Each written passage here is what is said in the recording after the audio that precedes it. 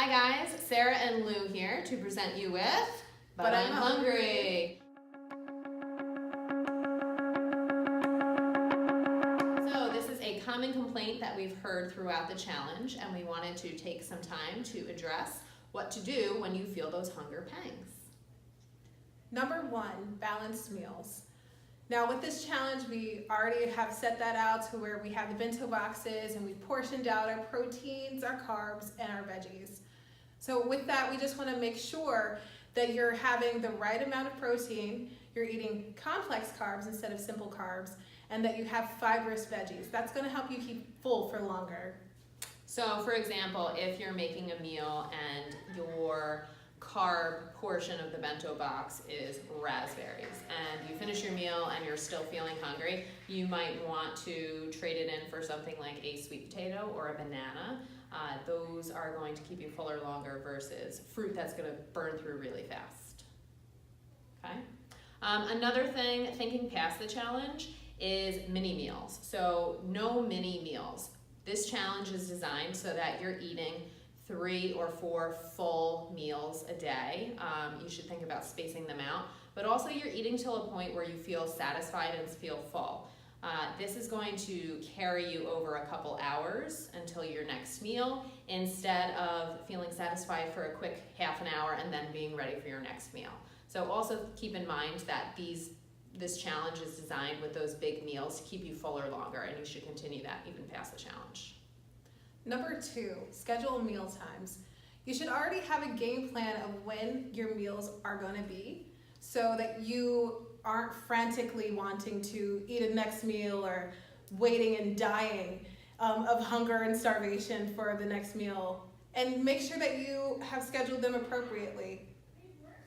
Yeah, so with the scheduled meal times, you have an internal clock. So your body kind of keeps track of when it is expecting things. This is just like when you're running and you're hyperventilating versus breathing smoothly. So we teach you guys to breathe smoothly on a run, so that way your brain always knows oxygen is constantly coming. Same thing goes with eating. If you have meals scheduled out throughout the day, maybe Monday through Friday because you're working and you're on a set schedule, keep that going for Saturday and Sunday, because that's going to help your body. Your body's going to know, okay, I'm eating in a couple hours. I totally can go that extra time. It's not a big deal. Number 3, eat mindfully. Now with this, we want you to think about the mechanics of eating food. So instead of just scarfing down your next meal, make sure that you're thoroughly chewing your food. I know that sounds crazy, but sometimes we can just think about the food, get one-track minded, take a couple bites and then scarf it down, and that doesn't give our body enough time to tell our brain, or excuse me, our stomach to tell our brain that we're full. Also, make sure you're doing something in between bites, like drinking water. Maybe if you're out with people, talking a little bit in between bites instead of just focusing on that meal and how quickly you can scarf it down. Agreed. And like I already shared, I am completely guilty of eating my breakfast and my lunch at my desk while I'm working, while I'm eating emails. As we know, we enjoy eating. Eating is fun. We associate it with a lot of really good things. So you want to make sure that you're actually mindful and paying attention when you're eating. It'll make you enjoy your meal, not forget that you ate your meal, and just help you feel fuller longer. Number 4, going up for seconds. Now, this is post-challenge thinking, so it's a little far down the road, but we just wanted to give you this piece of information right now.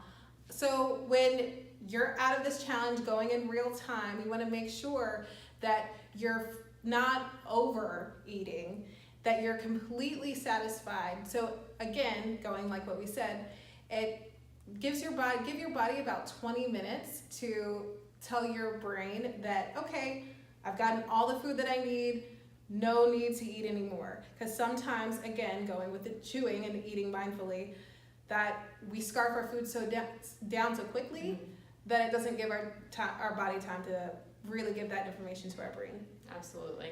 And if you're thinking, what about now during the challenge? Same thing goes for those extra veggies. So part of the challenge is you get your bento box, and then if you're still hungry, go for extra veggies. So just give yourself a minute, let your brain catch up to your stomach and know just how full you are. But also you do want to make sure that you are full before, stopping eating, because if you're having those mini meals and then you're going to be hungry a couple hours later. Number 5, hydrate. Now this is a big one because a lot of the times we are so focused on I'm hungry, that we forget that, hey, water has a lot to do with our digestion and our metabolism. It helps aid in digestion, actually. It helps us break down that protein, that fiber, those carbs that we just ingested. So it's important to stay hydrated. Also, most of the time, it's not the hunger that is alerting a brain. It's actually us being thirsty. So before you grab or hastily go for the next food item, think to yourself, when's the last time I had a drink of water? If it wasn't for a long time, then I would go ahead and take the water before going for the food. And during the challenge, if you are feeling hungry, having a big glass of water can really help you feel full. Add some lemon, add some cucumber, add some mint, make it hot. You could do hot lemon water. This will help your body feel full. It'll fill up your stomach and help get you to that next meal. Number 6, get up and move. Oftentimes we get hungry because we're bored and there's nothing else better to do, and we're creatures of habit. So a lot of the times we, in our boredom, walk towards the refrigerator and see what's in there. So instead of doing that, do something active. Maybe play with your kids, clean, read a book. Go work out. Go work out. I know, great place. So I was talking to Lou when we were reading articles and trying to, come up with some good tips for you guys. I found one that said Netflix and chill has turned into Netflix and snack. So think about all that binge watching, the TV watching that you do. Sitting there for a couple hours, then you start to get a little hungry. Are you really hungry? Or have you just been sitting down on the couch for 2 hours and now you're feeling a little bored? So think about those associations of when you feel hungry, and that'll bring us to the next one. Number 7, sleep. Sleep is also an important part of all of this, and also in hunger as well. Like I said earlier in one of the videos that I posted in the challenge, sleep is very important to the metabolism. It helps us release the hormones that we need to make sure that our body has taken up all the nutrients that we need. And if we're hungry, then most of the times those hormones aren't regulated. And if you're staying up late or getting up really early and feeling just really tired, oftentimes you think you're hungry, but really you're just exhausted. So making sure that you get good, consistent sleep, good quality sleep is super important and will help you feel better and help you feel fuller. Number 8, patterns. So this is also a big one. Patterns. We have just started on this nutrition journey. We're in week 2 now, and a lot of us, myself included, in the past have made poor decisions with my nutrition. And we have built on those habits and patterns, again, because we're creatures of habit. This is week 2 into breaking a potentially lifetime habit. So give your body a little bit of time to adjust to that. You're maybe doing a 180 with your diet. So yes, your body is under a state of dysregulation right now, a good dysregulation, because you're saying these are the good things that I need to fuel my body with, and I've been fueling it with improper things. So give your body time to adjust to that. Also, as you go throughout your day and you get that kind of hungry feeling, start to pay attention to what you're doing. Is it because you're driving in the car? Is it because you're doing something fun or it's a celebration? Is it because you're going to the movies and you associate the movie with popcorn? Think about all those different triggers throughout your day and how that changes the way you feel and the food that you kind of all of a sudden start to crave and start to want. A lot of you guys are realizing that food in society plays a huge role in just feelings, whether they be good feelings or bad feelings. If you're happy, if you're, like Sarah said, at a sporting event or at any sort of outing, there's usually food involved. So make sure that you have a game plan with that.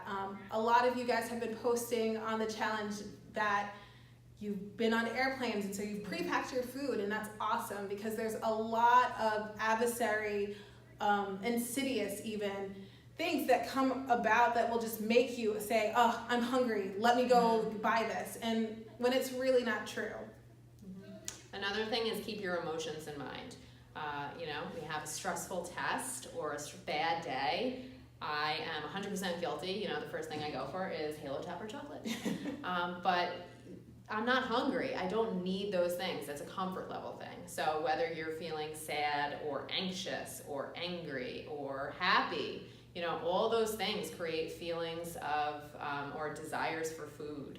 And it often gets confused with hunger, but really there's no hunger involved. So like Lou said, one of the best things that this challenge has done is I think it's made you guys realize the power of having a game plan. Going into your day, knowing exactly when you're gonna eat, exactly what you're gonna eat, not having to worry about it. I think that's an awesome thing. For sure. And finally, number 9, it's in your control. You have a decision on whether you go and eat the wrong thing or just overeat, but make sure that it's your choice. You have the choice. It's not you falling into this pit of, like a magnet, like you're just attracted to it and that's it. Make sure you self-reflect before you make your choices. Am I really hungry? Am I thirsty? Am I bored? All of these things come into play like we told you guys. It's never going to be a bad thing if you guys decide to wait 5 or 10 minutes before eating something. So like Lou said, really take the time to stop and think, am I hungry or am I just bored? Have a glass of water, wait 10 minutes, and then see if you still have the same craving that you did before. And keep in mind that hunger is not a signal of death. Everyone is allowed to be hungry. It is okay. It's just how you deal with it and mentally cope with it. So chew some gum, drink some water, space out your meals regularly, and you should be good.